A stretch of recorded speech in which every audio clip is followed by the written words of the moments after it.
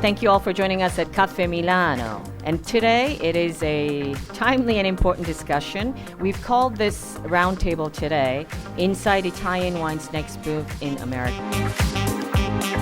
It's about the Italian system that is here today, united, talking about a very important feature of the Italian way of living. The relation between Italy and the US is so strong and stronger and stronger. This market is very important for wines and spirits, Italian wines and spirits.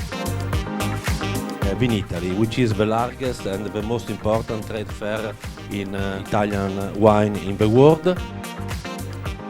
We're Italians, we're very passionate about everything, we're also very passionate about our job. So every single time we use Vinitaly as a brand, we are pledging to excellence. And you gotta know that we're using Vinitaly as a brand only twice, in Verona and in the US. Because all the other shows we're doing in the world, they're not Vinitaly, because the mission of Vinitaly is very simple. It's about facilitating and bringing the excellence of Italian wine, both domestically, in Italy and internationally.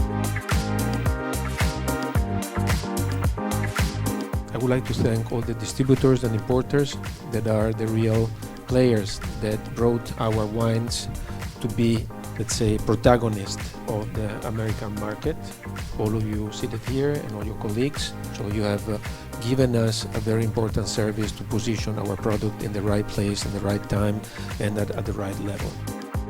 So to have Vinitaly in Chicago, in the center of the country, easily accessible to the entire country, I think is one way that you will see Italian wine sales increase going forward. Essentially, governments create tariffs, governments create trade policy.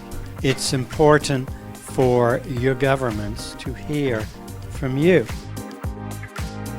Quality should not be inaccessible. Quality should be accessible. So one of the things that the producers, in my opinion, it's very difficult. You have to invest in this market. And when you invest in this market, you don't reap the benefits from one day to the other. You need to have a long-term plan, you need to have price stability, and you need to have consistency.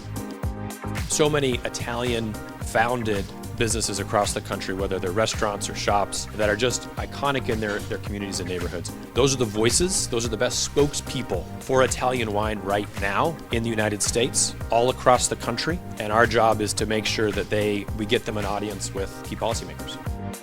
But just being consistent, being present, but also just focusing on the work that we have to do. We can't be distracted by everything around us. Our job is to take the brands that we have those conversations, and then push forward, trying to make sure that the voices get told, the stories get told. So today for us, about 50% of the wines that we import into the US are Italian. Obviously the impact of the tariffs as we're looking to manage in the US is meaningful, but it's somewhat of a snowball effect, right? Because you have the tariffs, but we also have a lot of other headwinds. Our product are not widgets. Our product is not a piece of silverware or a piece of glassware. Our product is unique to an individual country. What we are facing now in Italian consumers, for example, is they're changing. Everything is becoming faster and faster, and they are putting more attention on the experience, on the emotion the wine provides rather than the technical aspects. Because most of the people that do drink wine do not know anything about wine. They just want to enjoy and have fun, Then our consumers, will be taking over Chicago and helping them understand what is so special about the Made in Italy products. Thanks again, and I hope to see you all again in Chicago next October.